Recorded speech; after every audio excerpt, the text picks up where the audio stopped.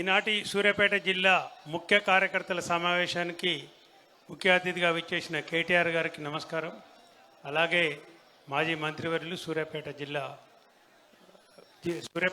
శాసనసభ్యులకు నమస్కారం తెలియజేస్తూ సభకంతా నమస్కారం.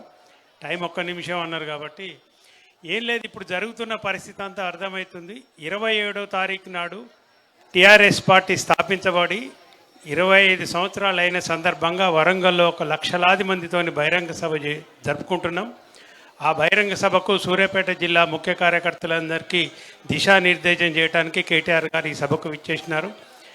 ఇప్పుడు జరుగుతున్నది ఏంటంటే అన్ని పార్టీలు అధికారం కోసం పెట్టబడ్డాయి, కానీ టీఆర్ఎస్ పార్టీని కేసీఆర్ గారు ఉన్న పదవులన్నీ అధికారాలన్నిటి కూడా చంద్రబాబు నాయుడు మొఖాన వేసి డిప్యూటీ స్పీకర్ ఎమ్మెల్యే అన్నీ కూడా విచ్చేసి త్యాగాలతోనే ఈ పార్టీ స్థాపించబడ్డదనేది మనం ఈ సందర్భంగా గుర్తుపెట్టుకోవాలి.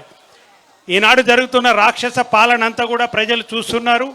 కేసీఆర్ గారు చేస్తున్న దానికి అందరు కూడా చాలామంది ప్రజలు అంటున్నారు, ఇంకా 3 సంవత్సరాలు భరించాలా వీని రేవంత్ రెడ్డి గారు అనే మాట ప్రతి గ్రామంలో వినబడుతుంది. ముఖ్యంగా హుజూర్నగర్లో బాగా వినబడుతుంది.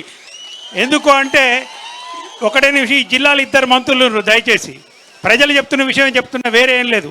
ఒక ఆయన పగటిపూట తాగుతాడు, ఒక ఆయన పగలు రాత్రి 2 తాగుతాడు. ఈయనకేమో పగలు ఫోన్ చేయొద్దు అంటారు. మా మంత్రి గారికి మా అక్కడున్న ఆయనకేమో ఆయన రాత్రి 9 దాటితే ఆయన ఎవరికి ఫోన్ చేయడు, ఆయన ఫోన్లు ఎవరెత్తారు, ఏ కాంగ్రెస్ నాయకులు కూడా ఆయనకు ఫోన్ చేయరు. మళ్ళీ పొద్దున 6 గంటలకే మాట్లాడేది.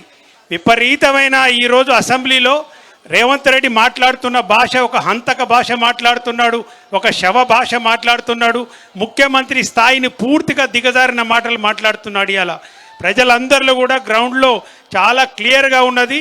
ఈ పరిస్థితులను బట్టి మన బీఆర్ఎస్ పార్టీ 27 నాడు జరుగుతున్న బహిరంగ సభ చాలా సందర్భంగా ఇది మనకు సందర్భోచితంగా ఉంది.